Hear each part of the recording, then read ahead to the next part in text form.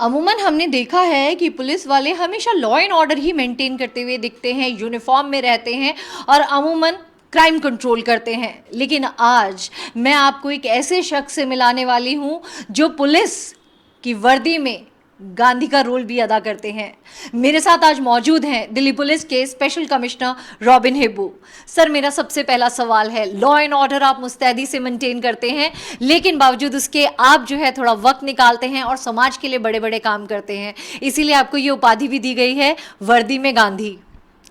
वर्दी में गांधी जो है ना, पुलिस वाला तो वो तो है ही है, लेकिन मैं ऐसे जगह से आता हूँ कि जो ज़िंदगी में बहुत संघर्ष किया है और बापू का जो आश्रम में जो पढ़ के जो आज जो कुछ जिस मकाम पे पहुँचा उन्हीं का कारण है।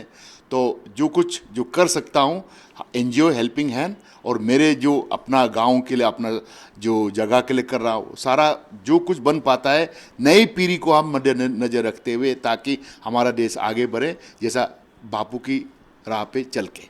एक सबसे अहम सवाल यहाँ पर सर ये आ जाता है कि अगर मैं कुछ पन्नों को पलट कर देखूं आपके बचपन को, तो वो बचपन जो है काफ़ी वैसा रहा है कि जिसमें एक बच्चे को जो है हिकारत भरी नज़र से भी देखा गया, उसने फिर भी वो सारी चीज़ों पे संघर्ष किया और आज इस मुकाम पर, मतलब मैं ये अगर कहूँ कि अरुणाचल के एक गाँव से, इंटीरियर गाँव से आपका सफ़र शुरू हुआ और फिर राष्ट्रपति भवन तक पहुँचा, तो ये कहना गलत नहीं होगा। किन परेशानियों का आपने उस टाइम जो है सामना किया है? परेशानी तो बहुत कुछ, आगे कहे तो बहुत समय लग जाएगा। यही मैं कह सकता हूँ कि जहाँ पे हमने ज़िंदगी शुरू किया है, ना पानी, ना बिजली, ना रास्ता, बस टूटा फूटा महात्मा गांधी आश्रम, जो गुवाहाटी से आके एक लेडी ने गुनो बाइदेव करके मेरे गांव के बाहर उसी में आश्रम खोल के, जहाँ पे हमने ज़िंदगी अपना प्रिपरेटरी स्कूल, प्राइमरी और मिडिल स्कूल वहीं पे पढ़ा है। तो उसमें आप समझ सकते हैं कि जिसमें ऐसा नहीं है, उस समय किस तरह से संघर्ष किया करके आगे निकालते गए। लेकिन एक बात बिल्कुल सही है कि हाँ, भले ही सही हमारे पास कुछ भी ना हो, ना जैसा अभी जो मॉडर्न एम्यूनिटीज ना हो, लेकिन जोश था, जज्बा था, देश प्रेम था। उन्होंने जो एग्जाम्पल दिखाया, हमें संस्कार दिया है। इसलिए आज भी कहता हूँ, जब भी रघुपति राघव और राजा राम जब गाना सुनते, रोंगटे खड़े हो जाते, क्योंकि इसी गाना बचपन का सबसे पहले गाना सुना, वो भी गांधीवादी उसी सेविका से।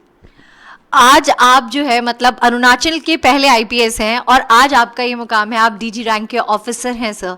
तो डिपार्टमेंट ने आपको कितना सहयोग करा, जो आप हेल्पिंग हैंड के माध्यम से इतने तमाम लोगों की मदद करते हैं, आखिरी आहुति आपके द्वारा की जा रही है, जो लोग इस दुनिया में नहीं रहते, चले जाते हैं, उनका अंतिम संस्कार नहीं हो पाता है, आप वो जिम्मेदारी जिनके अपने छोड़ देते हैं, आप उन लोगों की जिम्मेदारी उठाते हैं और आप ये इंश्योर करते हैं कि उन लोगों का अंतिम संस्कार बहुत विधिवत तरीके से हो, जो जिस कास्ट का या रिलीजन का है उस तरीके से। ये किस तरीके से आपने ये सारी चीज़ों को मैनेज किया? ऐसा क्या ख्याल था जो आपके मन में ये सारी चीज़ें करने की इच्छा उमड़ी? सबसे पहले तो जो हेल्पिंग हैंड जो हमने जो एनजीओ स्थापना किया है, ठीक है, शुरुआत मैंने किया, कर ही रहा था अकेला। जब महसूस हुआ कि हम अकेले से मुझसे हो नहीं पा रहा है, तो हम सब ने जो नोटिस, पहाड़ों वाले, चाहे आईएएस हो, आईपीएस, सुप्रीम कोर्ट लॉयर हो, चाहे सक्सेसफुल एंटरप्रेन्योर हो, हम सब ने मिलकर किया कि क्यों ना एक संस्था बनाए। तो यही बन करके ये जो हेल्पिंग हैंड है, आपने बताया कि पुलिस ने कितना सहयोग दिया, बिल्कुल।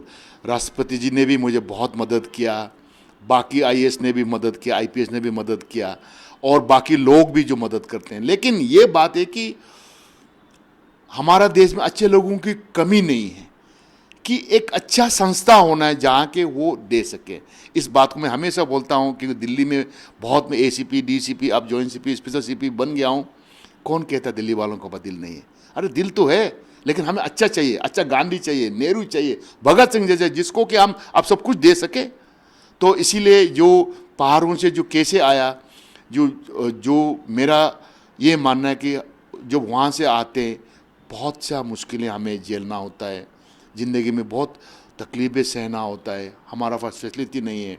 तो हम क्यों ना, हम आगे बढ़ गए हैं, भगवान ने साथ दिया है, हम अपना गांव के लिए, अपना स्टेट के लिए, अपना रीजन के लिए कुछ वापस दे दें।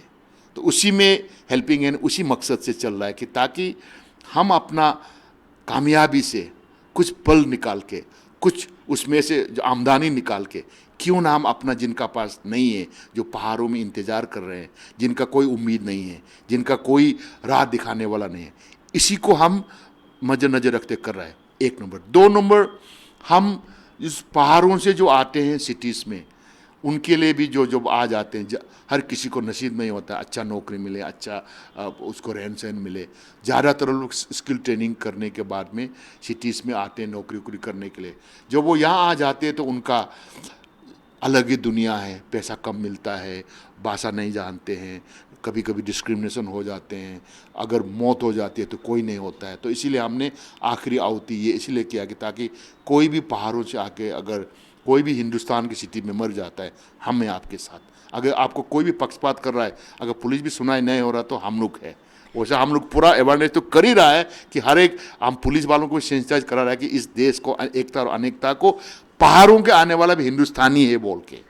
सर, आप पूरी तरह से गांधी जी से प्रभावित हैं और उनको अपने जो निजी जीवन है उसमें लेकर आते हैं, लेकिन यहाँ पर एक अहम सवाल आता है कि आपकी सबसे पहली ड्यूटी आपकी यूनिफॉर्म से रिलेटेड होती है। तो क्रिमिनल्स को आपने, बहुत क्रिमिनल्स को सुधारा होगा, लेकिन law and order situation maintain करते हुए और साथ में क्रिमिनल्स को अपनी गिरफ्त में लेने के बाद तब आपने कितनी गांधीगिरी दिखाई है? देखो, गांधीगिरी तो मैं तो कहूँगा कि सबसे साहसी वाला ही गांधीगिरी बन सकता है। जब हमने 6 जिला का एसएसपी भी रहे, डीसीपी भी रहे, जब भी हमने कोई आतंकवादी या कोई गुंडा या कोई भी पकड़ लेता तो सबसे पहले देखो, कोई भी आदमी जन्म से गुंडा या आतंकवादी नहीं बनता या कोई भी गलत आदमी नहीं बनता है, उसका दिल को जानो। वही तो गांधी चाहते थे। अगर आप जितना भी खूंखार, अगर आप क्रिमिनल हो, बदमाश हो, अगर आपने उसका दिल को छू लिया तो नहीं उगलने वाला भी सारे बात बता देंगे। तो मेरा ये मानना है कि अगर गांधीगिरी वाला पुलिस वाला जो है ना, ये बहुत ही high level intelligent, very very farsightedness, very good interpersonal skill, लोगों का दिल जीते, ना कि उसका फोर्स से नहीं, ताकत से नहीं, प्यार से, मोहब्बत से। हाँ, कभी कभी होता है, समय लग जाता है, लेकिन अगर आपका दिल सच्चा है, अगर आपकी नीयत ठीक है, तो कभी ना कभी आपका उस मोहब्बत की भाषा को जरूर समझ में आएगा, कभी ना कभी वो भी सही रास्ता पे आएंगे।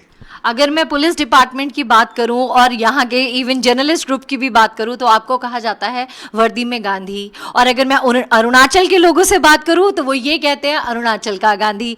तो अब मेरी ये गुजारिश है आपसे कि आप गांधी जयंती के उपलक्ष्य पर पूरे हिंदुस्तान को क्या मैसेज देना चाहेंगे? जय जवान जय किसान। ये देश बापू ने हमें और बाकियों आज़ादी सेनानियों ने कितना कुर्बानी करके हमें दे दिया है। इस देश को हम सबको संभालना है। संभालना सिर्फ ये नहीं कि सिर्फ वर्दी पहन के आप ड्यूटी करें, हर किसी को, हर कोई देश सेवा करता है। और मैं ये मानता हूँ कि अगर कोई भी हिंदुस्तानी जहाँ कहीं भी हो, अगर हम प्यार और मोहब्बत से रहना सीखें, एक दूसरे को हाथ पकड़ के जब तुम्हें ज़रूरत हो, तीसरी बात, आप जो कुछ भी कर रहे हो दिल से करें, तन से करें, मन से करें, और अपना आप से पूछो तुम भारत माँ के लिए क्या कर सकता है।